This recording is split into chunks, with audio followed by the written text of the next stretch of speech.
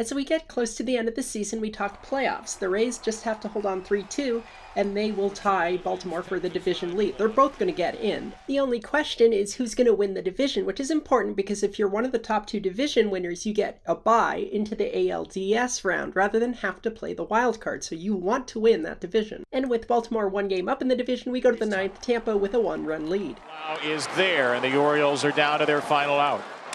With 2 outs and the tying run aboard, here comes Frazier. Now the pitch is grounded, just foul. A very brief mechanics discussion. Generally, the base umpires have fair foul from the front edge of the base and on, while the plate umpire has everything prior to the base. But some crews, especially at a fast level like MLB, have an arrangement whereby the plate umpire takes the call in front of the dirt cutout, and the base umpires have dirt and beyond. The arrangement is a matter of preference and whatever works best for getting the call right. Going, and the pitch is fair! Fair ball! Inside the bag! Baltimore ties the game on the very next pitch, and Kevin Cash looks none too pleased. Swing while Mateo is running. No matter which way you slice it on the coverage manual, the base umpire has the call, and Hamari, the third base umpire, points fair. Really tough to see on a replay.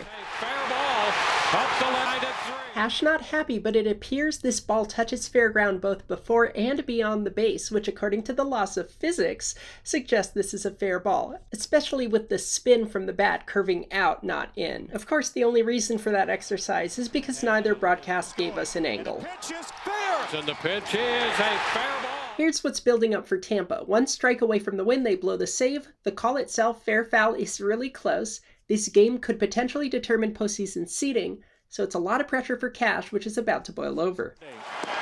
Hicks started to swing, and he did not. Let's see how close it is, and if he did go, yes, He went. Yep. That was strike 3. Tale as old as time, right? The check swing rule, struck at by the batter and missed. Umpire judgment purely, there's no objective standard. Boy, the Rays dugout is giving it to him. Hicks drills it into right field, and Lowe is there. So it turns out the Hicks check swing does not even matter, which would make this the stupidest check swing ejection coming up of all time. But as I said, there's contributing factors, starting with, of course, the pressure from the postseason. Kevin Cash is really hot with Hamari down at third base. Tampa, this is the second time we've been over this. Hamari. Everyone's not happy on the check swing call. Baltimore too busy celebrating the clinch to discuss this ejection.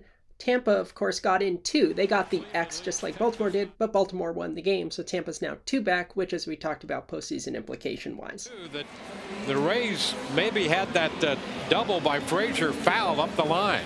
Was it the check swing? Was it the Frazier double down the line? I mean, what was kind of No, it was the check swing.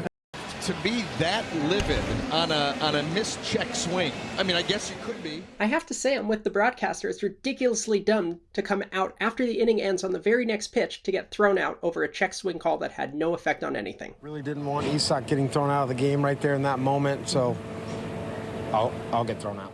And hopefully afterward gave the player a talking to about why it's a bad idea to argue that call after the inning is over. And the last thing he said to him was go back and check the tape, basically. Or not.